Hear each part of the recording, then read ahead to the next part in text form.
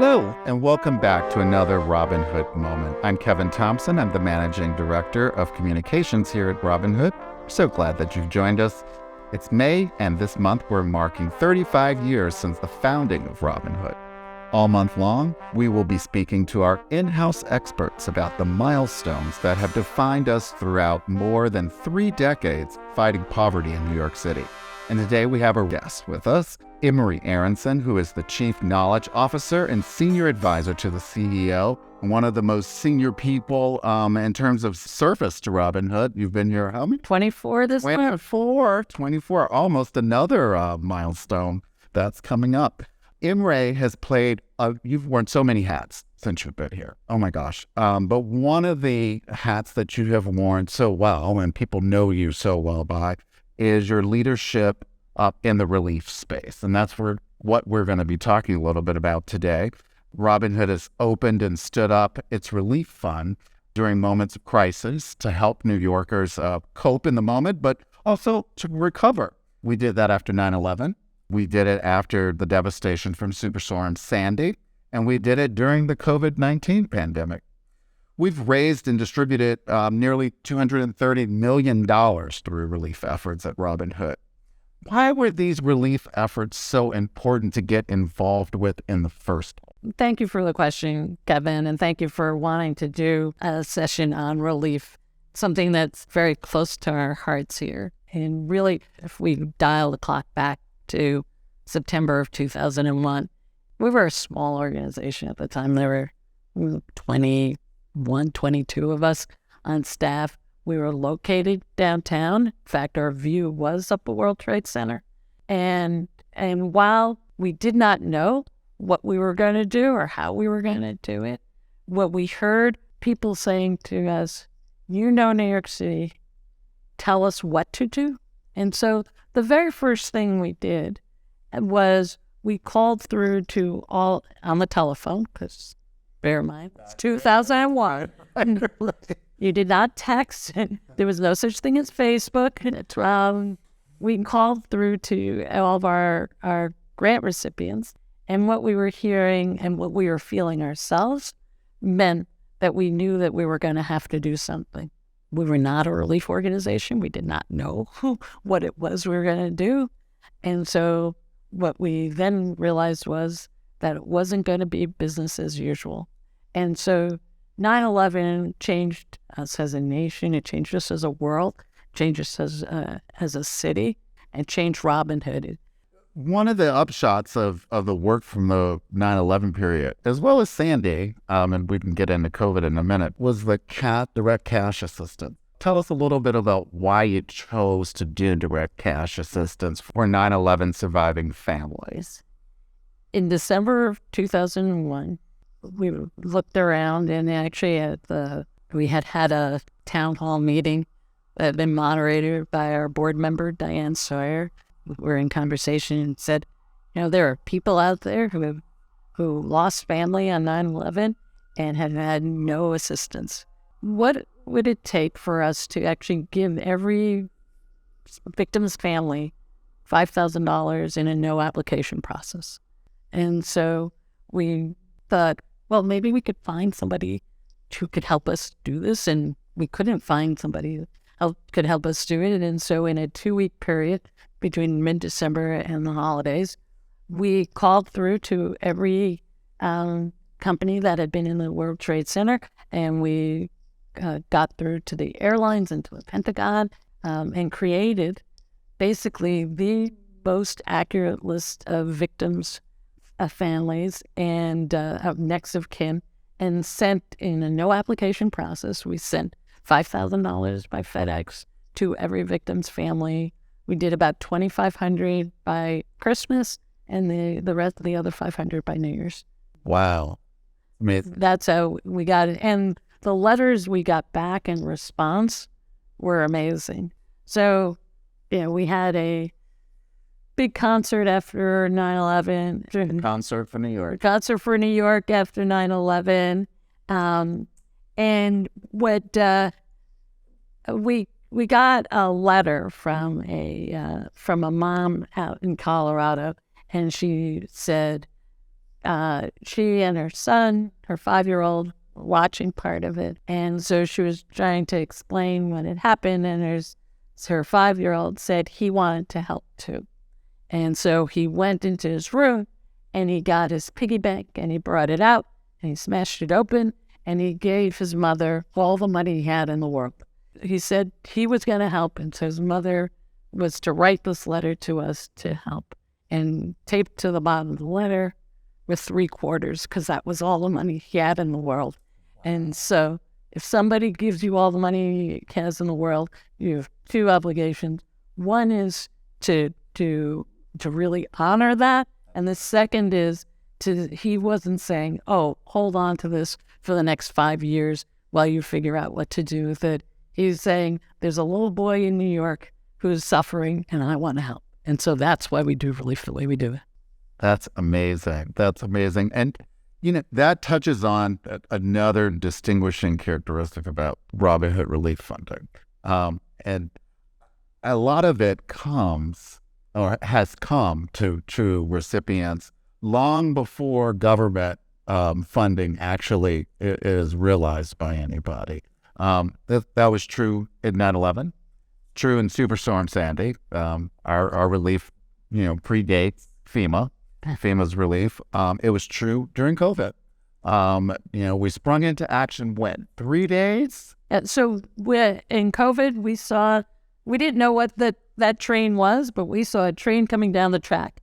And so starting in February of 2020, we were like, we need to figure out what we're going to do. And so before the shutdown, we had already spoken to our partner, the River Fund, who is a food program, who we sometimes think about as the canary in the coal mine, who was saying, we're seeing, before schools have closed, we're seeing that there are 3 times the number of people needing food than February, in March, and then in 2020, then in 2019 at this time.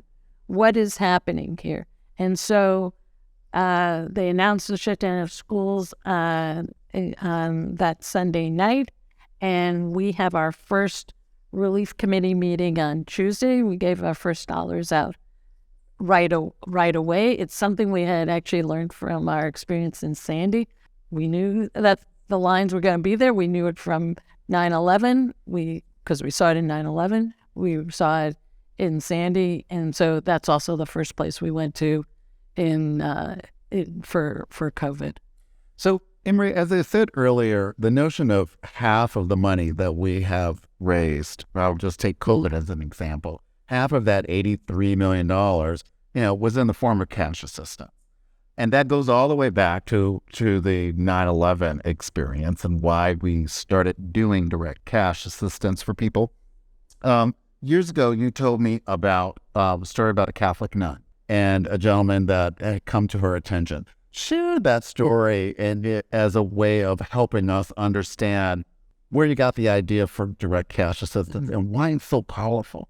It's such an important piece. As nun Sister Judy, who ran Little Sisters of the Assumption, who said, I don't know what to do. This man came in and said he was working downtown. He doesn't have a job anymore because of 9/11. We probably had maybe 1 or 2 days that he could survive without. She just reached into her pocket and gave him some cash. And we realized that, in fact, is what people need. And it's not necessarily for you to tell them what they need it for. So when we did the COVID work, it was so crucial that we give people the autonomy of what is it that they need. We know in long communities you are always balancing. That's right. Your benefits and you're moving bills around. But the data that's come back has shown that what did people spend it on? They spent it on rent. They spent it on food. They spent it on their other utilities. And then they spent it on things like childcare. One of the lessons many people point to here at Robin Hood is how relief is really our form of R&D. I've heard you talk about that quite a bit. how we're kind of a boots on the ground. It's taught us how to be scrappy, but be really boots on the ground in terms of how we approach our grant making. How do we do that in these relief efforts? One of the things that we learned, particularly in Sandy, was that we can second our entire staff to work on the relief efforts. And it is an incredible experience. And I would say to those who have not been at Robin Hood during a relief fund, it is a completely different Robin Hood. I hope you never experience it, because I hope we never have another relief fund and another need for one. But it is amazing because we have an opportunity to help at a time when everybody wants to help, and we actually know how to do it. And so during Sandy, what we did was we made everybody into a program officer, and people just went to every place that was affected and got to see for themselves and participate in the grant making process. We were never designed to be grant makers who sat behind our desks. We were always designed, this was about being in the community.